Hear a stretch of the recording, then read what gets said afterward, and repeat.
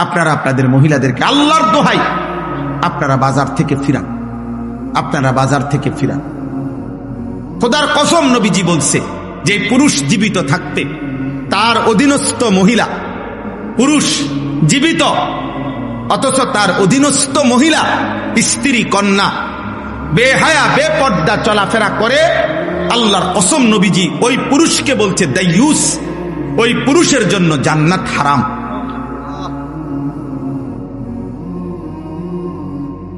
এটা মনে রাখতে হবে বাপ। দাইয়ুস বলা হয় মহিলাকে না। আমাদের সমাজে অনেক মানুষ বুঝে না এটা। মানুষে কথা কথা বেড়িতে কয় তাই একটা দাইয়ুস মহিলা। না না না, মহিলা দাইয়ুস হয় না।